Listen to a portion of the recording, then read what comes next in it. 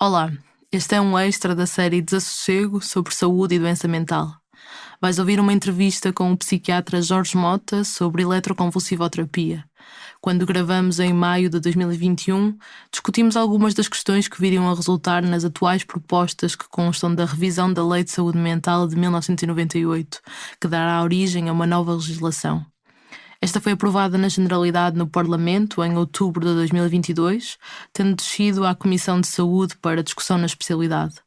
Nessa proposta de lei, propõe-se que possa haver recurso à eletroconvulsivoterapia ou estimulação magnética transcraniana para utentes em tratamento involuntário nos casos, e apenas nesses, em que, e cito, estas técnicas sejam medicamente indicadas, se revelem a melhor alternativa terapêutica e a prescrição seja confirmada por 2 médicos psiquiatras, além do médico prescritor. A proposta de lei introduz ainda o direito de o doente deixar pronta uma diretiva antecipada de vontade, onde elenca os procedimentos que consente receber e os que proíbe, e pode eleger uma pessoa de confiança que garanta os seus direitos quando este não está capaz de consentir. Dito isto, fica com a entrevista. Boa tarde, eu sou o Dr. Jorge Mota, sou o médico psiquiatra do Hospital Magalhães Lemos, com experiência na área da eletroconvulsivoterapia. Posso lhe perguntar o que é hoje a eletroconvulsivoterapia? A eletroconvulsivoterapia hoje é algo muito diferente daquilo que as pessoas pensavam. A eletroconvulsivoterapia surge como um mero estímulo elétrico dado a nível cerebral sem saber como é que funcionava. Era uma mera transformação da corrente que saía de qualquer tipo de tomada. Chegou a ser feita às vezes de uma forma um bocadinho abusiva e sem conhecimento dos procedimentos corretos. Hoje em dia, sobretudo desde mais ou menos 2003, a eletroconvulsivoterapia mudou bastante porque as máquinas de eletroconvulsivoterapia mais modernas dão um tipo de estímulo elétrico que até certo ponto imita o tipo de estímulo que é utilizado pelo cérebro, e que consegue... O próprio tipo de máquina, apesar desse tipo de estímulo já era utilizado em máquinas antigas, esta máquina consegue neutralizar algumas variáveis que eram anteriormente incontroláveis, relacionadas com a própria resistência da cabeça do doente, que podiam interferir na quantidade e na qualidade do estímulo. Estas máquinas conseguem neutralizar isso e conseguem administrar o estímulo exatamente como o médico pretende, portanto com a quantidade e a qualidade que é decidida. Isso vem aumentar, obviamente, a eficácia do tratamento e vem também aumentar a segurança. Contudo, a máquina não é uma máquina milagrosa, obviamente. Estas vantagens só podem ser aproveitadas se, numa unidade de eletroconvulsivoterapia, nós aplicarmos os procedimentos corretos para aproveitar ao máximo essas capacidades da máquina. Infelizmente, quando a eletroconvulsivoterapia começou a ter este sucesso aqui em Portugal, pelo menos com estas máquinas, mais por volta de 2010, outras instituições que também trabalhavam nesta área compravam as máquinas, pensavam que as máquinas iriam fazer o trabalho sozinhas, aplicaram as máquinas com as especificações incorretas e vinham muitas vezes para a nossa unidade utentes tratados noutros hospitais exatamente com a mesma máquina ou com modelos semelhantes da máquina, e que diziam ou que se sentiram mal com o tratamento ou que o tratamento não tinha sido eficaz. E aqui as pessoas diziam maravilhas do nosso tratamento. A máquina era a mesma, a única coisa que diferia realmente era a experiência no procedimento a aplicar no tratamento. Porque a técnica está aqui muito envolvida em medos, mitos, uma certa má fama muito associada a filmes e a determinadas coisas que se produziram já há alguns anos. Mas acho que ainda há esta...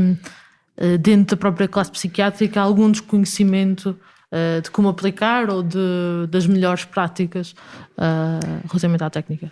Nós temos que ver uma coisa, nós temos que ver que nós, quando falamos em estigma, há um bocadinho a ideia de que o estigma é uma imagem que as pessoas lá fora têm do tratamento, não é?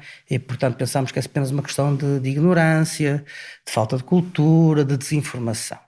Mas há um velho aforismo na psiquiatria que diz que não foi a eletroconvulsivoterapia que deu má fama aos psiquiatras, os psiquiatras é que deram má fama à eletroconvulsivoterapia. E porquê? Porque no fundo um estigma é uma imagem que está à partida alterada. É uma ferida, é uma mutilação, é uma cicatriz, não é?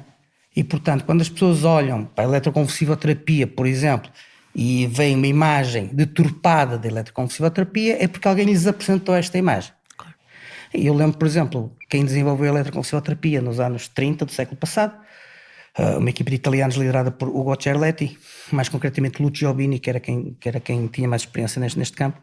Eles próprios tinham medo de utilizar isto porque achavam que iriam matar seres humanos. Quando viram as vantagens disto, que é um facto, é que um ano depois de eles terem começado, em abril de 1938, um ano depois já tinham feito mais de 3.000 tratamentos. Aliás, eles começaram a fazer isto em abril e em agosto os doentes já faziam fila à porta do hospital que queriam ser tratados com esta máquina. É exatamente dentro da própria psiquiatria, os abusos que surgiram depois nos anos 40 e nos anos 50, que vêm dar a imagem de um tratamento que era feito muitas vezes de forma imposta, como achavam que aquilo iria resolver todos os problemas e que na altura não se respeitavam os direitos do utente. O psiquiatra achava que podia chegar à beira de qualquer doente, qualquer que fosse a patologia, e aplicar aquele tratamento que via como milagroso e que muitas vezes o doente não queria fazer e, em alguns casos, até poderia ser prejudicial. Eu estou-me a lembrar, por exemplo, da forma como em final dos anos 40 e início dos anos 50 se associava a eletroconvulsivoterapia ao choque insulínico no tratamento de grávidas.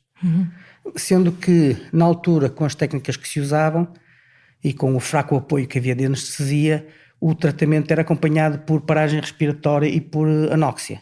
De modo que nós pegávamos numa mulher grávida, primeiro colocávamos-la em coma hipoglicémico, portanto baixávamos o nível de açúcar, e depois com a eletroconvulsivoterapia baixávamos o nível de oxigênio. Não era de espantar, muito embora na altura se tivessem espantado, todas as grávidas que eram submetidas a este tratamento perdiam os bebés, que obviamente não conseguiam suportar esse ambiente. E até certo ponto, há uma coisa muito interessante, um movimento antipsiquiátrico que se revolta contra a psiquiatria, contra a eletroconvulsivoterapia e que luta pelos direitos do doente psiquiátrico, é que vem provocar a reforma nos anos 70 da eletroconvulsivoterapia. Portanto, as máquinas que nós usamos hoje ressurgem, embora já fossem nos anos 40, ressurgem nos anos 70 com este movimento. Mas ao mesmo tempo há há um movimento de reação por parte da psiquiatria de combater o tratamento. Digamos, a psiquiatria ficou de tal maneira marcada pela reação das pessoas ao tratamento que a própria psiquiatria começou a rejeitá-lo. E começaram a levantar-se toda uma série de objeções a que o tratamento fosse usado. Estou-me a lembrar, por exemplo, que na Itália, que é a pátria da eletroconvulsivoterapia, o tratamento hoje em dia continua proibido. A sério. E surge então um estigma grande, novamente estigma criado de dentro, uma mutilação que é feita à eletroconvulsivoterapia de dentro e que é mostrada para o exterior, que é, isto só se faz em último caso, é muito perigoso, não mexam nisto, avaliem muito bem se vale a pena, o doente tem que aceitar e se arranjarem uma alternativa façam outra coisa qualquer. E criou esta ideia do tratamento de fim de linha, o tratamento que era feito nos anos 30, praticamente era a única coisa que havia na psiquiatria, e era feito logo à partida a todos os doentes no hospital psiquiátrico, passou a ser uma coisa que a ser vista como algo que praticamente não se deveria fazer. E isso quase que matou a eletroconvulsivoterapia na maior parte dos países, não é? E qual é a argumentação para quem, por exemplo, em Itália seja proibido? Eu neste momento ainda não percebo muito bem o que é que aconteceu. Eu já perguntei a colegas italianos, já tenho andado a investigar se há alguma coisa escrita sobre isso, mas ainda não entendi exatamente qual foi o fenómeno que levou a isso. Eu sei que por questões políticas, quando acabou a Segunda Guerra Mundial, o Ugo Cerletti foi afastado do cargo, mas foi por questões políticas, era um símbolo do antigo regime fascista, portanto não quiseram manter no cargo. Mas eu não sei exatamente quando é que foi proibido em Itália. Isso é um mistério que ainda ando a tentar esclarecer. Mas há uma coisa que também é muito diferente para toda a imagem construída da eletroconvulsivoterapia, que é a questão da anestesia. Hoje ela é aplicada com os doentes sob anestesia. Sim, mas para uma coisa, as técnicas de anestesia que são utilizadas hoje em dia começaram a ser utilizadas pela primeira vez. Digamos, tudo aquilo que se utiliza hoje em dia na eletroconvulsivoterapia foi desenvolvido basicamente nos primeiros 10, 15 anos da eletroconvulsivoterapia. Portanto, é inventado em 38, em 1945 tudo isto já existia. Já existiam os relaxantes musculares, já existia a ventilação, já existia isso tudo. E, curiosamente, Na altura, a atitude das pessoas era: epá, nós só vamos fazer isto exatamente num último caso, só vamos utilizar a anestesia, assim, se houver algum motivo de resto, é para utilizar eletroconvulsivoterapia de qualquer maneira. Claro que hoje em dia isso faz parte do procedimento básico, aliás, o grande passo limitante da eletroconvulsivoterapia hoje em dia é assegurar o apoio da anestesia. Que é um apoio que às vezes é um bocado complicado, porque existem estigmas próprios mesmo na própria anestesia. Há anestesistas que não querem fazer anestesia fora de um bloco operatório, por exemplo. Há procedimentos próprios que o anestesista tem que adaptar ao tratamento por eletroconvulsivoterapia, sobretudo em unidades como nós fazíamos, que acompanham a qualidade do tratamento com registros eletrocefalográficos. Há uma série de procedimentos que vão interferir com o registro e, portanto, nós temos de nos articular com o anestesista.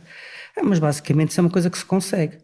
Mas há muitos sítios onde os anestesistas não gostam muito de trabalhar nisto. Não gostam. Mas não deixa de ser curioso. Nós temos uma equipa que é liderada por um médico, pelo Dr. Pedro Girão, que é um anestesista que é impecável. Acho que é uma das melhores coisas que nos aconteceu aqui. E ele, obviamente, que não pode assegurar todos os dias, tem uma equipa que o substitui quando ele não pode vir. Há anestesistas que vêm só uma vez por semana, de 15 em 15 dias. E é muito interessante, às vezes, os doentes que às vezes chegam à unidade de eletroconvulsivoterapia são doentes com quadros muito graves, quadros psiquiátricos muito graves. E tem piada a ver um anestesista anestesiar um doente desses e regressar passado uma semana e aparece-lhe o mesmo doente e o anestesista dizer: epá, este doente é novo, não é? Ainda não tinha visto aqui. Não conseguem reconhecer passado uma semana. E os próprios anestesistas ficam fascinados com isto, porque eles, melhor que ninguém, apercebem-se ali no campo das alterações positivas que isto provoca no doente. Uma coisa que não lhe tinha perguntado é precisamente para que doentes é que é indicado ou que beneficiam mais de eletroconvulsivoterapia?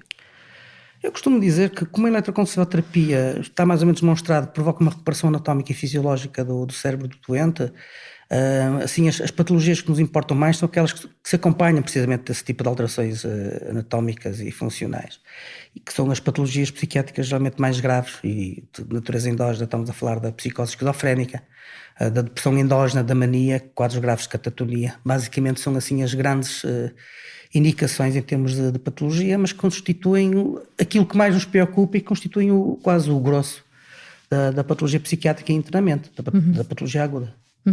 E são situações de... Ou seja, normalmente as pessoas são acompanhadas quando estão numa fase aguda isto porque fazer-lhe esta pergunta porque estava-me a lembrar de uma conversa que tivemos, por exemplo, com uma psiquiatra em Porto Alegre, que nos falava precisamente acho que a expressão que ela usava e que já ouvi vários psiquiatras a usar, que é eletroconvulsivoterapia ser life-changing, mas ter ali um período, uma janela temporal em que seria mais útil para o doente, ou mais benéfica para o doente.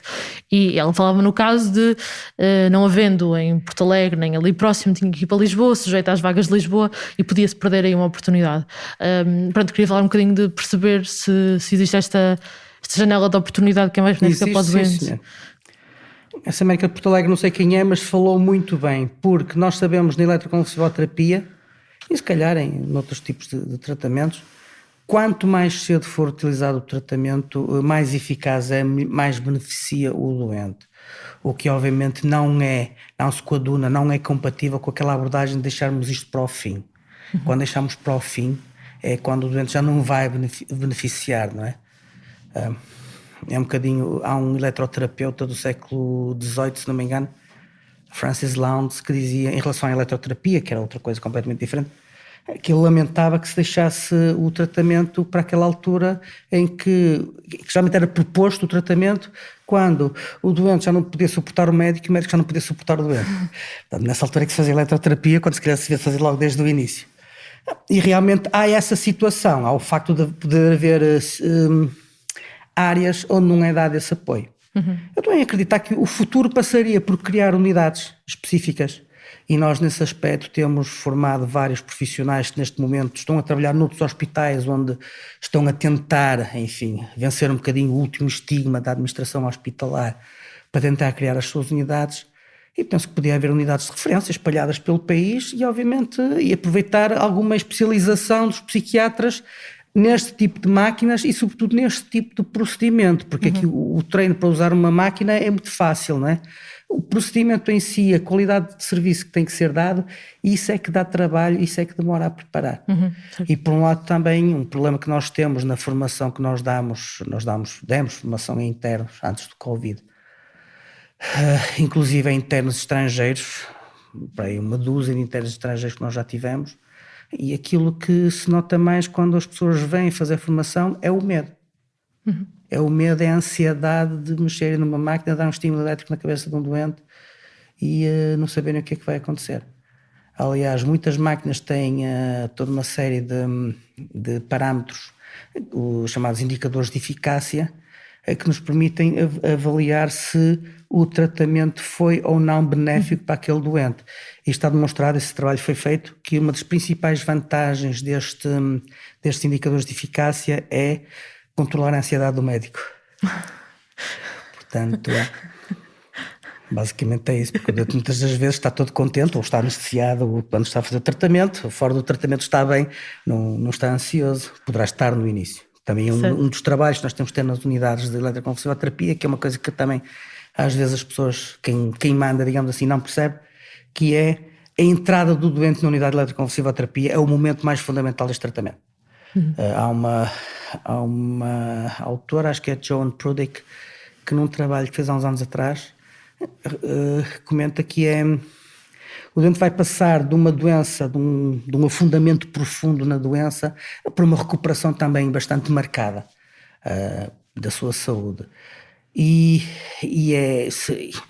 Acho que é uma pena, é triste que esse momento de recuperação seja travado, porque na altura de chegar à unidade de eletroconvulsivoterapia, a ansiedade do doente e o medo daquele primeiro tratamento não seja devidamente lidado por quem está a trabalhar na unidade, para que o doente possa entrar a fazer o primeiro tratamento, porque a partir daí provavelmente já não vai ter tanta ansiedade para os tratamentos seguintes. Mas há pessoas que recusam, e isso é frequente, doentes que recusam por receio.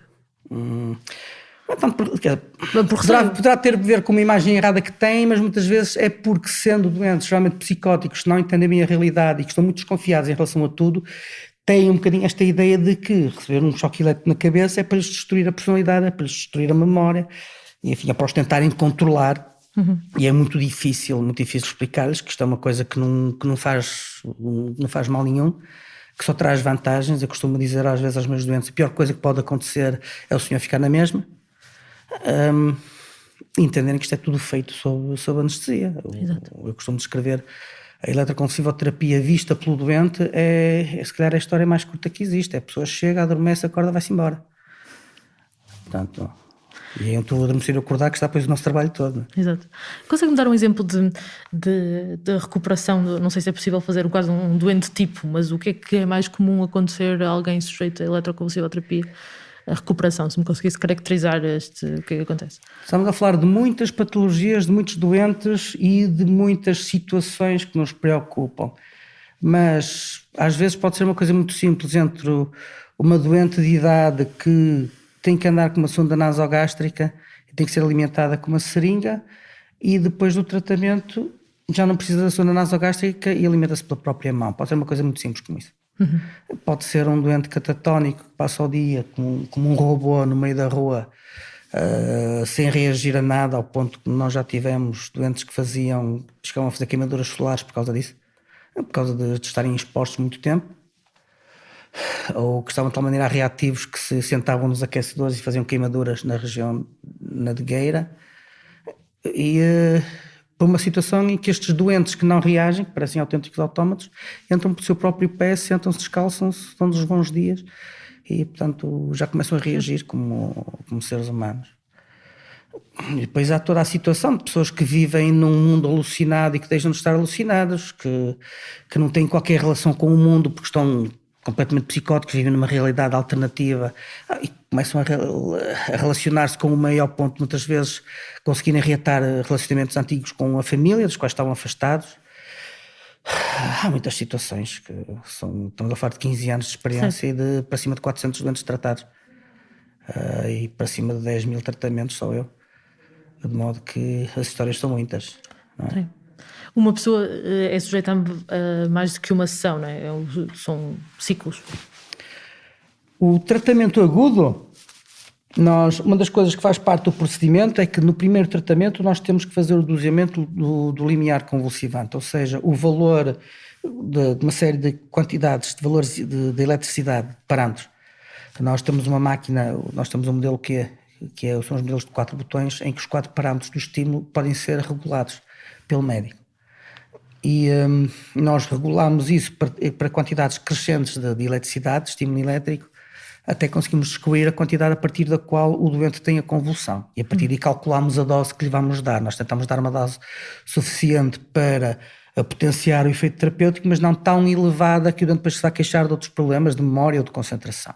É uma das coisas que faz parte dos procedimentos de uma utilização correta de eletroconvulsivoterapia, que algumas unidades, às vezes, alguns médicos não têm isto em atenção.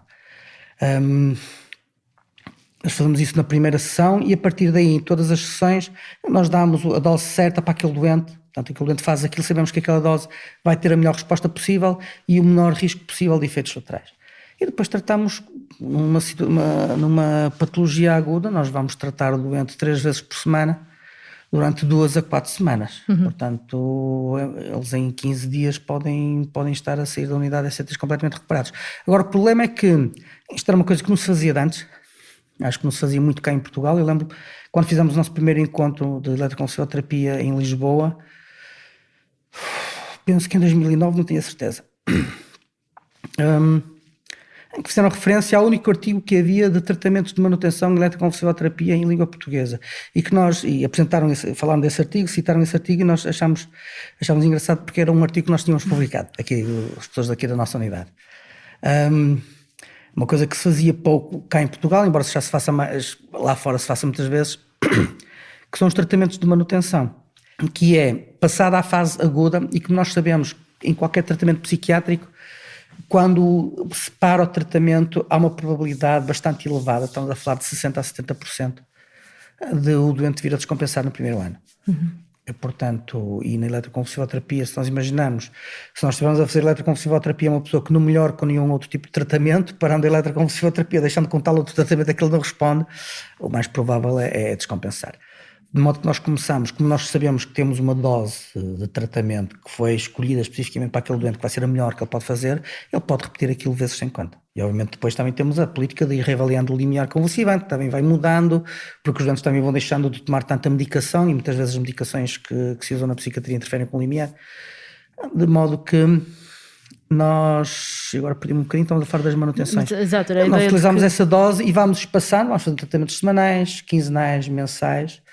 E geralmente nós temos aquela fase de continuação de manutenção em que vamos passar nos tratamentos que são 6 meses e muitas vezes perguntavam, e além dos 6 meses o que é que se faz? E eu dizia que há uns anos atrás, a partir dos 6 meses são águas que nunca foram navegadas, não é? Exato. Quer dizer, não fazemos a mínima ideia, não é? Havia uma utente que estava a fazer tratamentos de manutenção que foi uma das nossas primeiras utentes a ser tratadas em 2006. Portanto, nós estamos a falar de alguém que andou a fazer tratamentos de manutenção durante 13 anos, com algumas compensações pelo meio. E nós chegámos a fazer um estudo que eu pensava que era o primeiro, mas descobri que tinha sido feito um estudo similar uns 6 meses ou um ano antes, embora não tivesse sido feito exatamente como o nosso. Foi o primeiro artigo que nós publicámos numa revista de renome, da própria revista da eletroconvulsivoterapia, que é o Journal of ECT, que foi um estudo em espelho que veio demonstrar que os tratamentos em manutenção reduzem o número de reinternamentos e mesmo a duração desses reinternamentos. E nós vamos neste momento publicar outro que mostra que inclusive se reduzem os custos para o Estado no tratamento destes doentes, pelo menos em relação a outros tipos de tratamentos. E curiosamente, quando nós publicámos esse artigo tem sido citado em vários outros artigos, porque houve outros autores de outros países que imitaram exatamente o mesmo modelo e começaram a fazer o mesmo nas unidades deles. E todos eles vieram confirmar que realmente, se puserem os doentes que precisam de eletroconvulsivoterapia, se os puserem em tratamentos de manutenção, aquela população vai ter muito menos internamentos do que teria se não fizesse eletroconvulsivoterapia, e que obviamente vai ser uma vantagem mesmo em termos de custos para o Estado. Sim. Desculpe, ia fazer uma pergunta um bocadinho que eu interrompi. Que tinha a ver com a questão de se é possível fazer eletroconvulsivoterapia em pessoas internadas compulsivamente. Isso é uma grande luta, porque há aí pessoas muito mal informadas e muito mal esclarecidas que acham que o doente internado compulsivamente pode ser obrigado a fazer todo e qualquer tratamento que passe pela cabeça do psiquiatra, o que é um absurdo. E que passa de uma interpretação errada e isolada da lei de saúde mental. E depois, se nós confrontamos essas pessoas com essa interpretação errada, depois ainda inventam umas histórias para justificar aquilo. Eu lembro-me, eu agora sim uma à parte, há um autor que é o David Landes, que tem um livro muito interessante que é o Wealth and Poverty of Nations, a riqueza e a pobreza das nações, onde ele questiona um bocadinho aquelas pessoas que têm assim uma visão um bocadinho romântica da história, a tentarem explicar certas coisas que aconteceram, e depois quando os factos provam que isso não foi assim, não é? Eles tentam inventar toda uma série de justificações para manter o seu ponto de vista em vez de o corrigirem como deveria fazer qualquer cientista. E o Lance diz qualquer coisa do género que ignoremos estas espertezas que são tão desprovidas de lógica como de factos. E no fundo é isso que é, essas interpretações de lei de saúde mental são espertezas desprovidas de lógica e de factos, porque as pessoas olham para a lei de saúde mental, olham para um determinado detalhe de lei de saúde mental e a partir daí constroem todo um edifício de filosofia cheio de falácias e de projeções do seu próprio desejo. Mas constrói-se o quê? Se que é possível fazer outro? Não, acham que se pode fazer, acham que, como há um artigo que é que eles interpretam mal da lei, a partir daí acham que é toda uma intenção da lei de lhes permitir fazer o que querem. Quando as leis não se interpretam assim, não é? Nós não podemos pegar num detalhe e interpretar a lei negando todo o círculo hermenêutico, digamos assim, não só a lei de saúde mental, como o que é que motiva a lei de saúde mental, como todos os documentos que formaram e informaram a lei de saúde mental. Quer dizer, quem interpreta isso dessa maneira nem sequer foi ler o projeto de lei, do próprio, virem dizer a intenção do legislador foi de permitir que o doente internado compulsivamente possa ser submetido a eletroconvulsivoterapia, é ignorar o que o legislador escreveu, a intenção que está expressa do legislador no próprio projeto de lei. Exato. Que eles dizem só podem fazer com consentimento informado. A opção deles foi condicionar a prática de eletroconvulsivoterapia à assinatura no consentimento informado. Portanto, e que é o que está, no fundo, nas recomendações do Conselho Europeu, ou seja, nós na lei de saúde mental, nós conseguimos privar de liberdade o doente, aliás teve que se fazer uma revisão da Constituição para isso, em 97, e depois podemos submetê-lo ao tratamento que vem resolver aquela situação aguda que justificou o internamento compulsivo. Portanto, a partir do momento em que a pessoa está fechada num hospital e já foi injetada e já está mais calma e a dormir, acabou-se a perigosidade. Virem dizer, mas agora ele está compulsivo, se quiser posso fazer eletroconvulsivoterapia. Ou pior do que isso, como eu já ouvi dizer assim, eu quero fazer eletroconvulsivoterapia, o doente não está interessado, vou compulsivá-lo e a partir daí ele é obrigado a fazer. Tudo isso constitui graves crimes de negligência, a meu ver. Mas eu tenho produzido alguma atividade em termos de artigos, precisamente a tentar esclarecer os meus colegas sobre como é que se interpretam leis, porque nós somos psiquiatras, não somos juristas, e acho que é perfeitamente absurdo psiquiatras, alguns deles que, enfim, um bocadinho limitados na sua compreensão da psiquiatria, venham pensar que percebem melhor de leis do que juristas que andaram anos a estudar esta matéria. Mas acha que... colocava-lhe aqui a questão que não sei se isto faz sentido, mas sendo as pessoas em estado mais grave que mais beneficiariam da eletroconvulsivoterapia, acha que há doentes compulsivos internados compulsivamente que beneficiariam, que isso é uma coisa que se pode vir a pensar num estado mais à frente, ou se acha que não, na verdade a lei como está protege os doentes e não devia ser alterada? Da forma que o nosso direito funciona e da forma como nas nossas leis têm que corresponder às recomendações europeias, é impossível fazer isso. Quer a minha opinião pessoal, nós devíamos de arranjar uma forma de conseguir fazer isso. Porque eu como acredito na eletroconvulsivoterapia, é como diz, eu acho que nos casos mais graves, mesmo que os doentes não queiram, devia de haver uma forma de conseguir fazer isso. Acho também que se deveria, para proteger os direitos dos doentes, deveria fazer-se isto de uma maneira em que apenas unidades certificadas e acreditadas pudessem tratar estes doentes. Não é qualquer aventureiro que pega numa máquina sem saber como é que aquilo funciona. E também a possibilidade de a situação de um doente que está, portanto, que recusa o tratamento, do caso poder ser avaliado por uma comissão externa que iria decidir se realmente se valeria a pena ou não. Isto é uma figura que está prevista nas recomendações da Comissão Europeia, mas que não faz parte da nossa tradição legal. Não faz. Eu, por questões mais de interesse pessoal, como nós tivemos aí alguns internos de psiquiatria da Roménia que vieram aqui treinar eletroconvulsivoterapia e que foram para a Roménia levar a nossa experiência ao ponto de terem adquirido uma máquina igual à nossa e quererem começar a fazer como nós. Aliás, eles chamam a nossa unidade de eletroconvulsivoterapia o modelo português, que é uma imagem bastante engraçada. Eu já tenho ido à Roménia, eles perguntaram-me um bocadinho para eu os ajudar a entender porque é que nós aqui conseguimos fazer tão facilmente eletroconvulsivoterapia e eles não.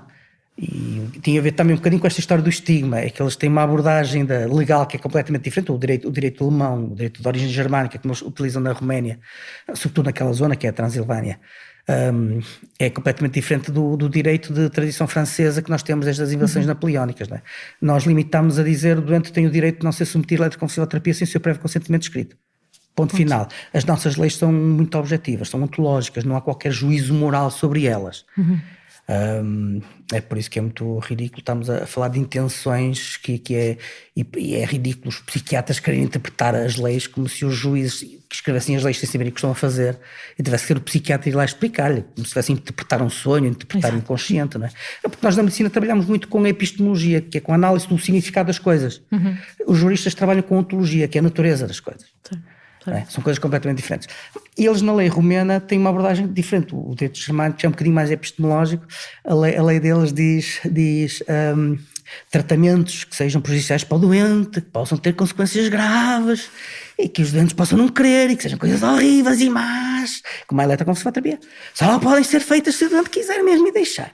E mesmo assim é preciso pensar se vale a pena. Obviamente que eles lá não conseguem fazer eletroconvulsivoterapia com uma lei destas, não é? Mas a lei deles tem uma coisa boa, que nós cá não temos, e acho que não é possível, que é, eles lá podem, a partir do momento em que o doente é internado, o doente pode definir quem é que querem, como se fosse uma espécie de testamento vital, quem é que querem que tome estas decisões por eles, inclusive a eletroconvulsivoterapia. O que permite, o doente pode dizer, não quero, não aceito, isto é uma coisa horrível, vocês não podem obrigar, mas vão ter com esta pessoa nomeada pelo próprio doente. Portanto, o doente reconheceu, deu confiança a essa pessoa pode dizer, não, realmente este doente precisa de eletroconvulsivoterapia, é para avançar. Exato. Nós não temos tanta liberdade na nossa lei, mas vamos ter que arranjar aí uma solução. Eu acho que o Colégio da Psiquiatria quer se meter um bocadinho nisto, nesta questão da revisão da lei de saúde mental, porque por causa disto que o Dr. Pedro Morgado chama o impedimento de consentir, não é? Que é a nossa lei impede um bocadinho avançar com esta linha D do número do artigo 5º que tem que haver obrigatoriamente consentimento informado. E até porque perguntava, há muitos tratamentos farmacológicos que têm também vários efeitos secundários, muitos deles graves ou que têm efeitos secundários grandes. E pessoas internadas compulsivamente podem ser administradas esse tipo de tratamento. Isto também é um argumento também. Isto é porque nós, hoje em dia, sendo nós da corrente da psiquiatria biológica, nós olhamos para os medicamentos, não é?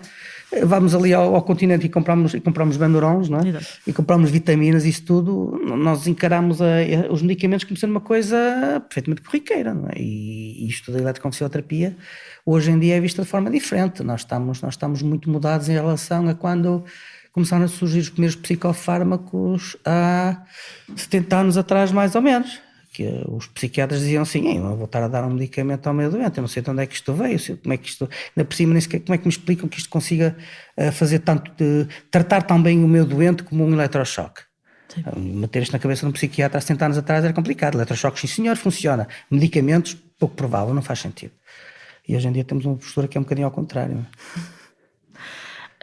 E só uma última pergunta que tinha a ver com se acha que falou um bocadinho de algumas práticas podem não ser as melhores por parte de alguns profissionais. Perguntava se acha que é necessário mais se o enquadramento legal, a regulamentação legal da eletroconvulsivoterapia que existe atualmente é suficiente ou se devia haver algum tipo de alteração?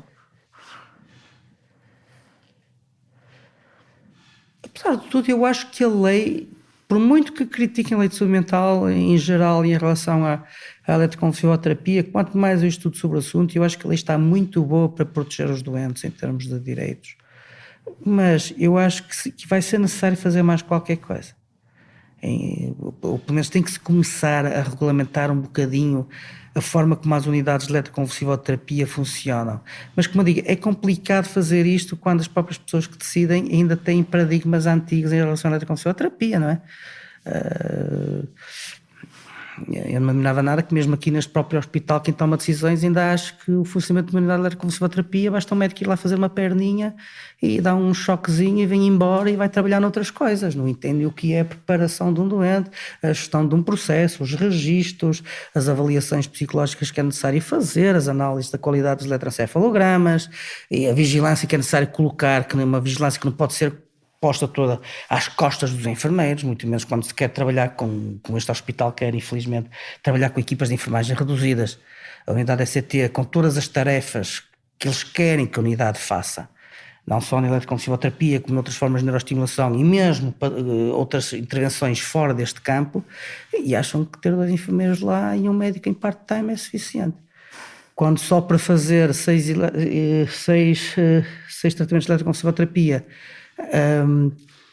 3 dias na semana, neste momento exige os mesmos 2 enfermeiros e um médico que só está lá dedicado àquilo, porque isto vai reduzir imenso a qualidade do tratamento e vai afetar imenso a imagem da eletroconvulsivoterapia e no fundo vai contribuir para o estigma. Foi uma coisa que nós combatemos 15 anos, o estigma, através da formação das novas gerações, porque no fundo o estigma parte de dentro, parte destas velhas gerações que estão desatualizadas, que não sabem que é eletroconvulsivoterapia hoje em dia, que pensam que estas máquinas que são iguais às que havia no tempo do Gerletti, não é? Ou mesmo a máquina que nós tínhamos aqui antes de termos comprado esta era uma coisa completamente primitiva.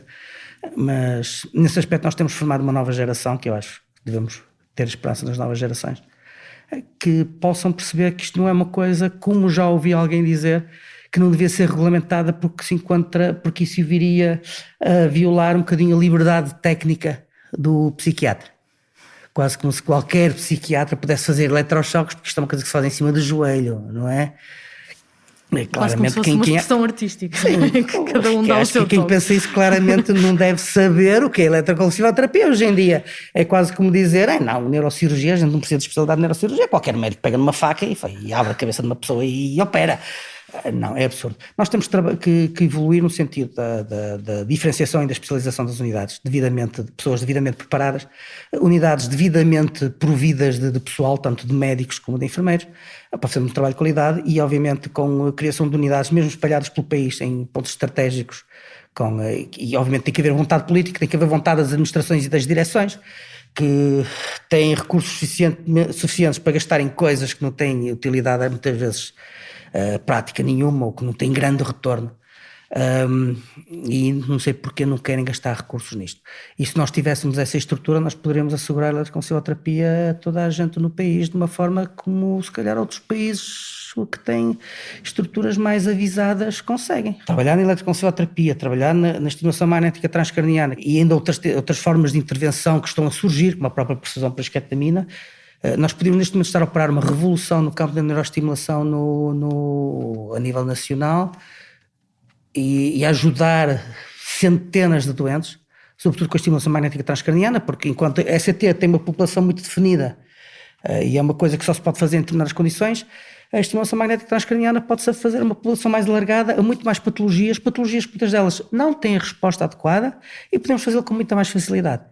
Eu consigo ver um futuro onde a atividade de intervenção a nível secundário ou terciário de um hospital psiquiátrico se faça quase exclusivamente com base na estimulação magnética transcraniana ou qualquer versão desse tipo de tratamento.